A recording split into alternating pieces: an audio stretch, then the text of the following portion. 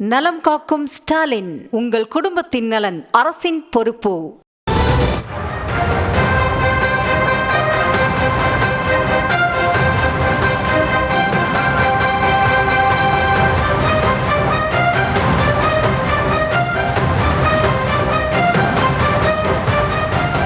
செய்திகளை பார்த்து வருகிறோம். ரஷ்ய அதிபர் புட்டினுடன் தொலைபேசியில் பேசிய பிரதமர் மோடி அவரை இந்தியா வருமாறு அழைப்பு விடுத்திருக்கிறார். ரஷ்ய அதிபர் புட்டினுடன் தொலைபேசியில் பேசிய பிரதமர் மோடி இந்தியா வருமாறு அவருக்கு அழைப்பு விடுத்திருக்கக்கூடிய அண்மை செய்திகளை பார்த்து வருகிறோம்.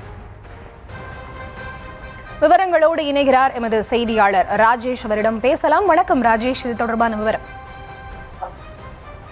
வணக்கம். இந்தியா வர புதினுக்கு பிரதமர் மோடி அழைப்பு விடுத்திருக்கின்றார். ரஷ்ய அதிபர் புதின் இந்தியா வருவதற்கு பிரதமர் நரேந்திர மோடி அழைப்பு விடுத்திருக்கிறார். உக்ரைனுடனான அந்த போர் நீடித்து வரக்கூடிய சூழ்நிலையில் ரஷ்ய அதிபர் புதின் தொலைபேசியில் பேசியிருக்கின்றார். உக்ரைனுடனான அந்த போர் குறித்த விவரங்கள் தன்னிடம் புதின் பகிர்ந்து கொண்டதாக பிரதமர் எக்ஸ் வலைதளத்தில் பதிவிட்டிருக்கின்றார். ஏற்கனவே இந்தியாவுக்கும் அமெரிக்காவுக்கும் இடையே தற்போது வர்த்தக போர் என்பது போல நடைபெற்றுக் கொண்டிருக்கிறது.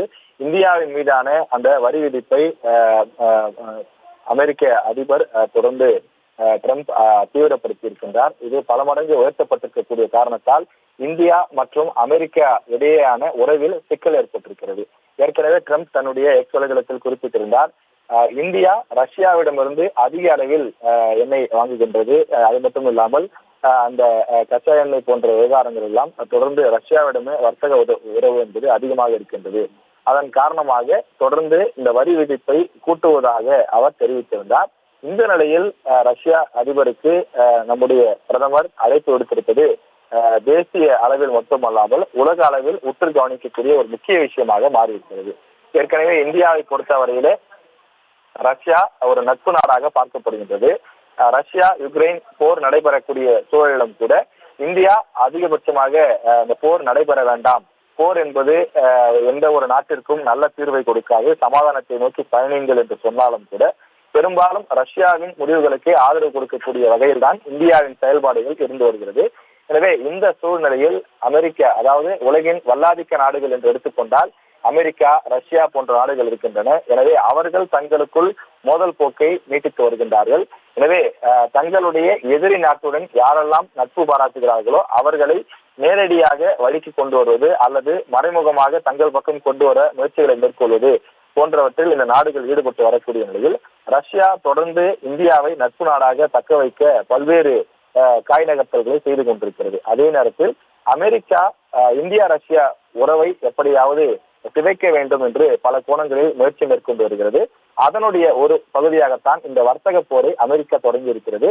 இந்த நிலையில் பிரதமர் நரேந்திர மோடி அது தொடர்பான விளக்கங்களை எல்லாம் நேற்றே வெளியிட்டிருந்தார்.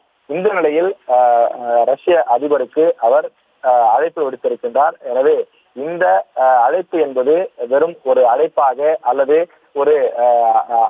வெறும் ஒரு அழைப்பாக மட்டும் பார்க்காமல் இது அரசியல் ரீதியான வர்த்தக ரீதியான ஒரு அழைப்பாகவும் பார்க்க வேண்டும் என்று நிபுணர்கள் தெரிவிக்கிறார்கள்.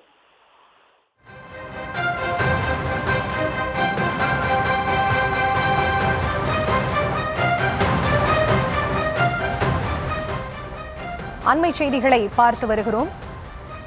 இந்த வருடத்தின் இறுதியில் ரஷ்ய அதிபர் விளாடிமிர் புட்டினை இந்தியா வருவதற்கு அழைப்பு விடுக்கப்பட்டிருப்பதாக கூறப்படுகிறது. பிரதமர் மோடி அவருடன் தொலைபேசியில் பேசிய போது பல கருத்துக்கள் பரிமாறப்பட்டிருக்கின்றன. அது தொடர்பான முழுமையான விவரங்களை எமது செய்தியாளர் ராஜேஷ் வழங்க கேட்டோம். விவரங்களுக்கு நன்றி ராஜேஷ். நலம் காக்கும் ஸ்டாலின், உங்கள் குடும்பத்தின் நலன் அரசின் பொறுப்பு.